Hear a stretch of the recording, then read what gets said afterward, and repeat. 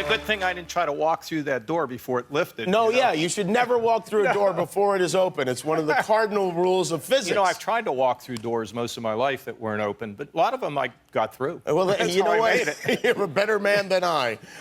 So you, as I mentioned in your introduction, you're one of, not many Republicans who supports the impeachment of President Trump. I'm curious as to your thoughts on this, because I think about this a lot.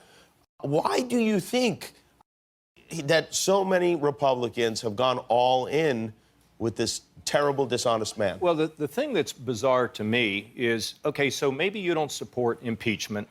Maybe you don't even support censure. But you can't look the other way and say the president didn't do anything wrong. I mean, that's just completely crazy because, look, my concern is I came out for this because I believe the president said to the leader of Ukraine, with Russian troops inside of Ukraine, I will help you with military aid if you investigate my political opponent.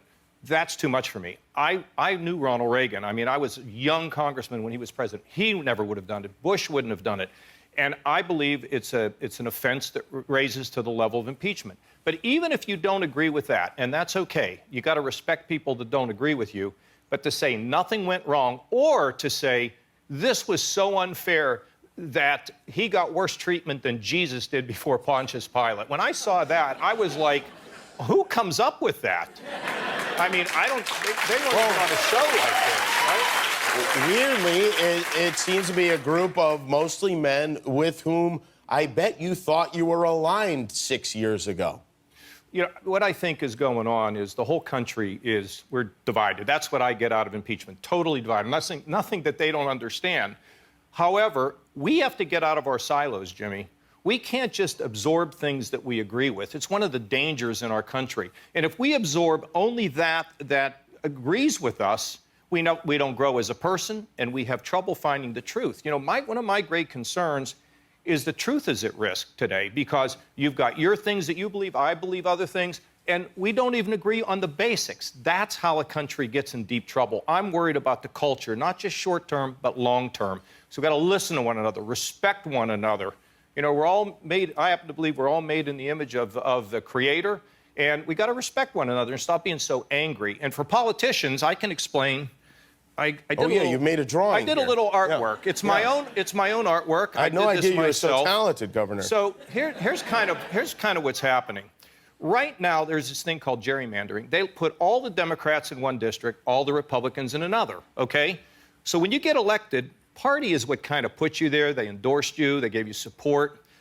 The public, if you're in a district that is completely Republican and you're a Republican, the public and the party agree. But if you're in a mixed district where it's not so close, in other words, you got a good number of Democrats, a good number of Republicans, then the public matters more, the party matters less, and conscience may actually figure in.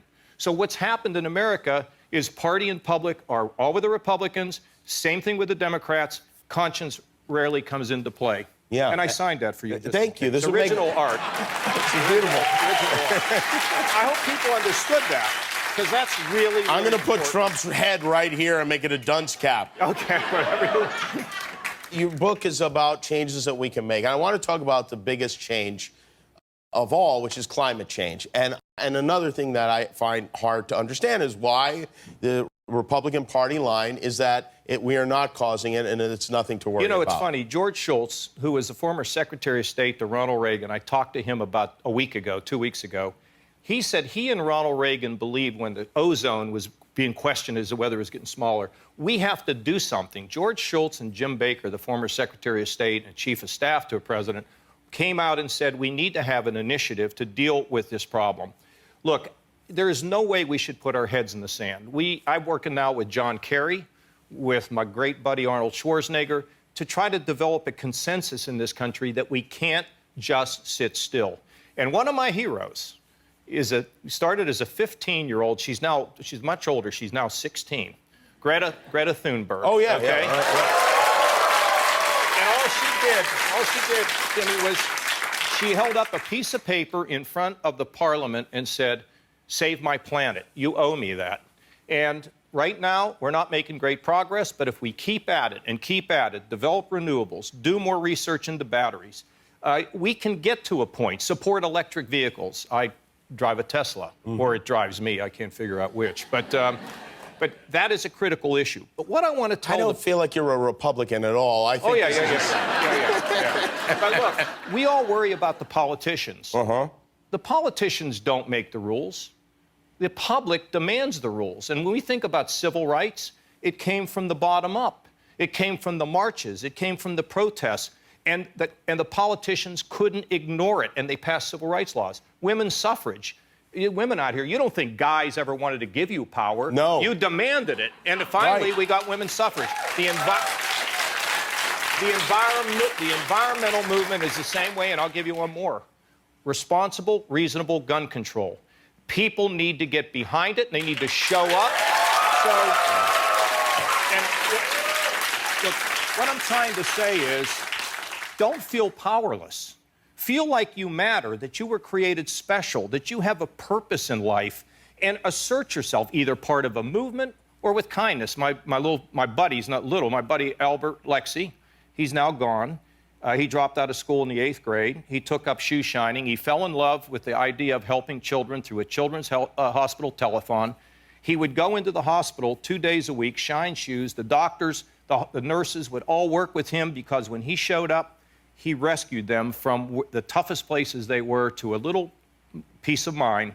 Over the course of his lifetime, he put the shoe shine money in one pocket, he would put the tip money in another, and over the course of his lifetime, he donated over $200,000 to mothers and fathers who could not pay their kids' bills. Wow. So, here's the question. Did Albert change the world? See, every single person out here, you can change the world. I believe that you were made special. Nobody's ever been like you. No one will ever be like you again. And same with you, Jimmy. And so the question is, what can you do? And I saw your monologue. No, I saw Why are you laughing at that? I saw your monologue around Billy, your son Billy. Right. The whole country got set on fire about what are we going to do about children, the children's hospitals, resources. You see, you're changing it this way. Not this way, but this way. And we all have to, and that's the antidote to all the chaos and craziness we see in Washington. We're going to be fine when people get their confidence back. Well, I hope you can help us get the confidence back. Thank you very much, Governor. Governor Kasich, this is his book. It's up to us, 10 little ways we can bring about big change. We'll be back with White Reaper.